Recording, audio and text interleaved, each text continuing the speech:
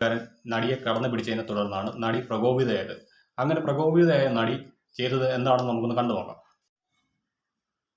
Hi hello viewers, welcome back to new video. എല്ലാവർക്കും പുതിയൊരു വീഡിയോയിലേക്ക് സ്വാഗതം. നമ്മുടെ മലയാള സിനിമയിലെ എവർഗ്രീൻ പ്രണയ ജോഡികളായിരുന്നു നസീർ സാറും ഷീലാമയും. അവർക്ക് ശേഷം പിന്നീട് വന്ന തലമുറയിൽ രണ്ട് പ്രണയ ജോഡികളെ നമ്മൾ മലയാളികൾ നെഞ്ചിലേറ്റി.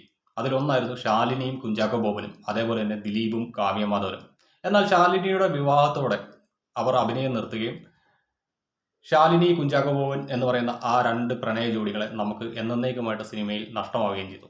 അതിനുശേഷം കുറച്ചു കാലം കൂടി ദിലീപും കാവ്യമാധവനും മലയാള സിനിമയിലെ മികച്ച പ്രണയ ജോഡികളായിട്ട് ഒരുപിടി നല്ല ചിത്രങ്ങൾ മലയാളികൾക്ക് സമ്മാനിക്കുകയും ചെയ്തു. അതേപോലെ തന്നെ കുറേയധികം വിവാദങ്ങൾ ഉണ്ടായെങ്കിൽ പോലും ദിലീപും കാവ്യമാധവനും ജീവിതത്തിലും ഒന്നായി. അവർക്കിപ്പോൾ ഒരു മകളുമുണ്ട്. അങ്ങനെ ഇരിക്കെ പലതരത്തിലുള്ള പരീക്ഷണങ്ങൾ പുതിയൊരു പ്രണയ ജോഡിയെ കണ്ടെത്താൻ വേണ്ടിയിട്ട് മലയാള സിനിമയിൽ നടത്തുകയുണ്ടായി. അതിനകത്ത് സുപ്രധാനമായിട്ടുള്ള പങ്ക് നിർവഹിച്ചതാണ് വിനീത് ശ്രീനിവാസൻ എന്ന് പറയുന്ന സംവിധായകൻ. വിനീത് ശ്രീനിവാസന്റെ തട്ടത്തിൻ മറയത്ത് എന്ന് പറയുന്ന ചിത്രത്തിലൂടെ മലയാളികൾക്ക് മികച്ച ഒരു പ്രണയ ജോഡിയെ അദ്ദേഹം നമുക്ക് സമ്മാനിച്ചു, ഇഷ തൽവാർ നിവിൻ പോളി. എന്നാൽ പിന്നീട് ബാംഗ്ലൂർ ഡേയ്സ് എന്ന് പറയുന്ന സിനിമയിലൂടെ ആ ഒരു പ്രണയ ജോഡി എന്നേക്കുമായിട്ട് നമ്മുടെ മലയാള സിനിമയിൽ നിന്ന് തുടച്ചു മാറ്റപ്പെട്ടു. അതിന് കാരണം ആ ഒരു സിനിമയിൽ നിവിൻ പോളിയുടെ കുട്ടൻ എന്ന് പറയുന്ന കഥാപാത്രത്തെ ചതിക്കുന്ന ഒരു പ്രണയിനിയായിട്ടാണ് ഈഷ തൽവാർ വരുന്നത്. അതായത് ഒരു എയർ ഹോസ്റ്റസ് ആയിട്ട് വരുന്നു. അവർക്ക് പല അഫെയറുകളുണ്ട്. അതിൽ ഒരു അഫെയർ മാത്രമാണ് ഈ പറയുന്ന നിവിൻ പോളി.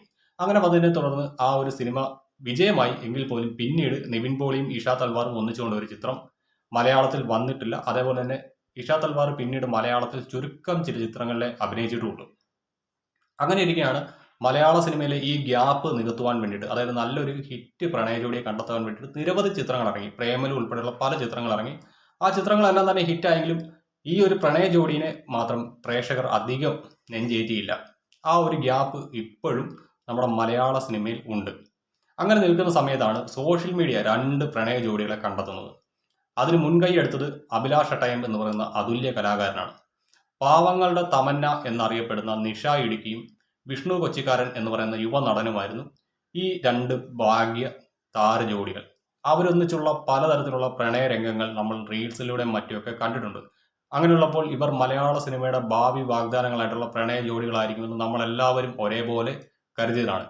എന്നാൽ ഇപ്പോൾ പ്രേക്ഷകരെ ഞെട്ടിച്ചുകൊണ്ട് ഒരു വാർത്ത പുറത്തേക്ക് വന്നിരിക്കുകയാണ്. ഈ ഒരു ഹിറ്റ് പ്രണയ ജോഡി ബ്രേക്കപ്പ് ആയിരിക്കുന്നു. അതിനുമെല്ലാം മുൻപ് നമ്മളെല്ലാവരും ഞെട്ടിച്ചുകൊണ്ട് ഒരു വാർത്ത വന്നിരുന്നു. അഭിലാഷ് അട്ടയം എന്ന് പറയുന്ന ഇവരുടെ ഗുരുനാഥനെ ഒരു കേസിൽ പെടുത്തിയിരിക്കുന്നു. അതായത് നമ്മുടെ തദ്ദേശ സ്വയംഭരണ സ്ഥാപനങ്ങൾ ഒന്നിച്ച് അഭിലാഷ് അട്ടയത്തിനെതിരെ ഒരു കേസ് രജിസ്റ്റർ ചെയ്തു.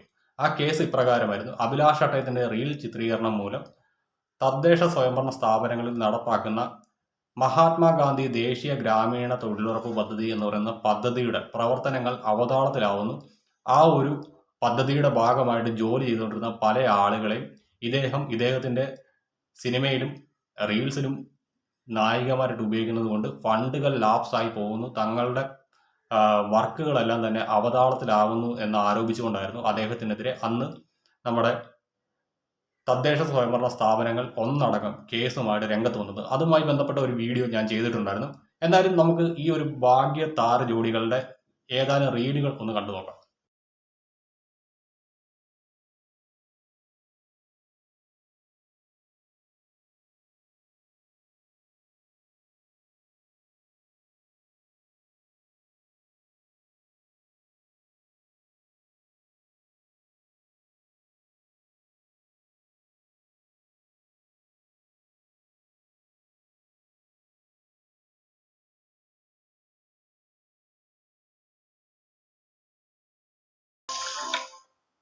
നമ്മുടെ ന്യൂ ജനറേഷന്റെ ട്രെൻഡുകൾ മനസ്സിലാക്കി അത്തരത്തിലുള്ള വസ്ത്രങ്ങൾ ധരിച്ചുകൊണ്ട് പ്രേക്ഷകർക്കിടയിൽ ശ്രദ്ധ പിടിച്ചുപറ്റിയ ഒരു താരമാണ് പാവങ്ങളുടെ തമന്ന എന്നറിയപ്പെടുന്ന നിഷ ഇടുക്കി.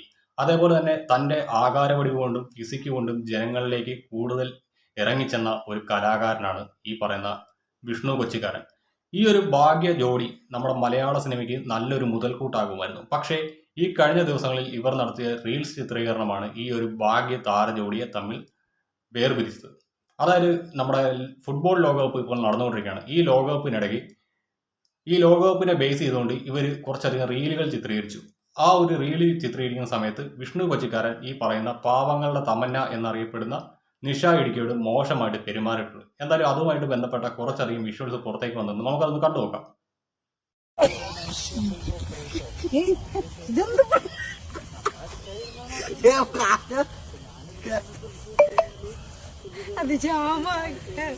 ഇനി ഈ കളിയൊന്നും വേണ്ട നമുക്ക്. ഇനി നമ്മുടെ കളി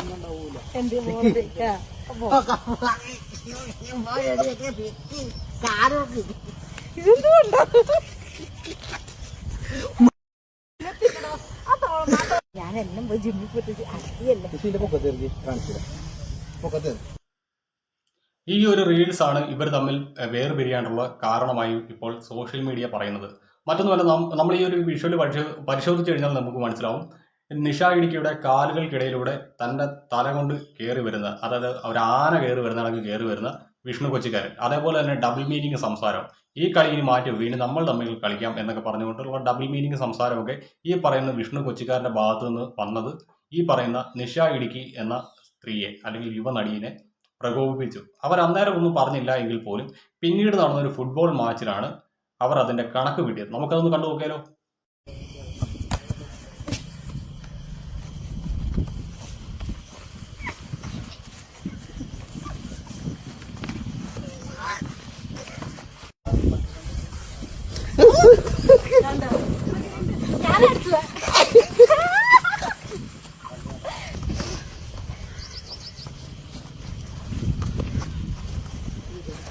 മാറിക്ക് റൊണാൾഡോ കൂടെ ഇന്നലെ അർജന്റീന ഗോൾ അടിച്ചു. ഈ കാണുന്ന ഫുട്ബോൾ റീൽ ചിത്രീകരിക്കുന്നതിനിടയ്ക്കും പലതവണ ഈ പറയുന്ന വിഷ്ണു കൊച്ചിക്കാരൻ എന്ന് പറയുന്ന യുവനടൻ ഈ നടിയുടെ ശരീരത്തിന്റെ വിവിധ ഭാഗങ്ങളിൽ കയറി പിടിക്കുകയും നടി പലപ്പോഴും അദ്ദേഹത്തിനെ പറഞ്ഞ് വിലക്കുവാൻ ശ്രമിക്കുന്നുണ്ട്. പക്ഷേ അതൊന്നും കാര്യമാക്കാതെ ഈ പറയുന്ന വിഷ്ണു കൊച്ചിക്കാരൻ നടിയെ കടന്നു പിടിച്ചതിനെ തുടർന്നാണ് നടി പ്രകോപിതയായത്. അങ്ങനെ പ്രകോപിതയായ നടി ചെയ്തത് എന്താണെന്ന് നമുക്കൊന്ന് കണ്ടു നോക്കാം. ഉയ്യോ.